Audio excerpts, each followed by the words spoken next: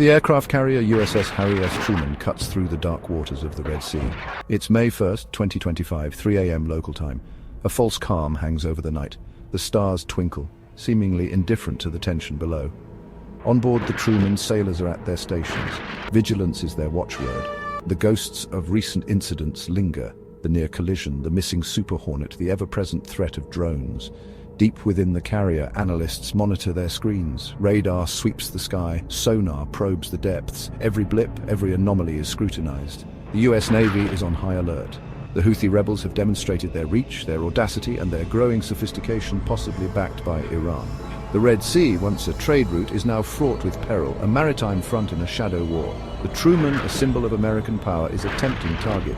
And the enemy, though seemingly outmatched, is patient, watching, waiting for the opportune moment to strike.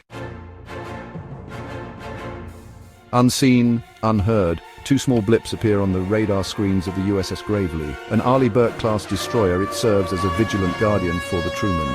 The blips are faint, almost ghostly, low altitude, small radar cross-section, the telltale signs of stealth drones.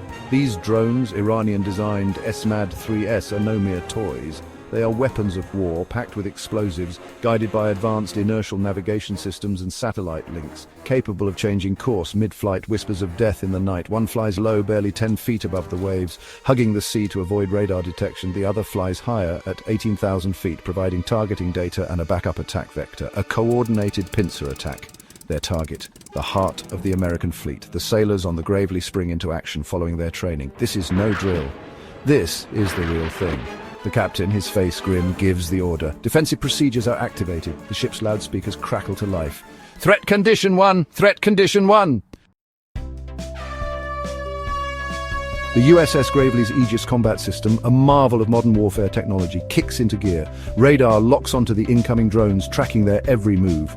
Data pours into the system, analyzed in milliseconds. The Aegis system, the brains of the warship, calculates the optimal response. 2 SM-2 missiles roar to life, launched from the Gravely's vertical launch system.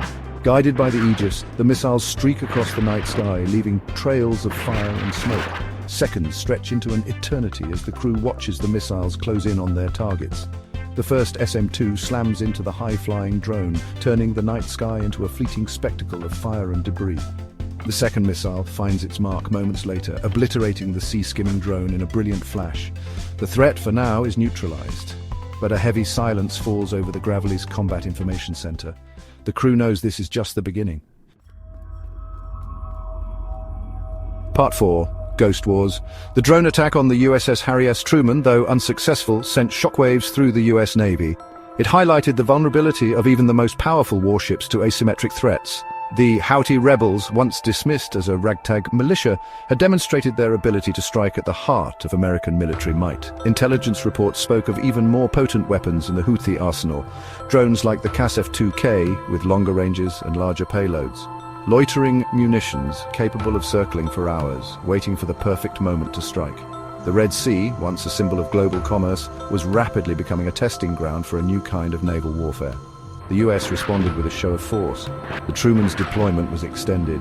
The USS Carl Vinson, another Nimitz-class carrier, was dispatched to the region.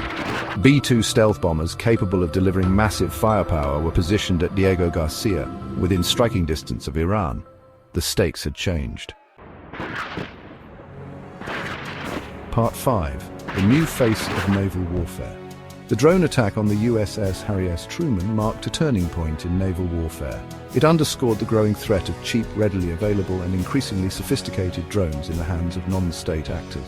Navies could no longer rely solely on their traditional advantages in firepower and technology. The US and other naval powers would need to adapt, develop new tactics, new technologies, and new ways of thinking to counter the threat of drone warfare.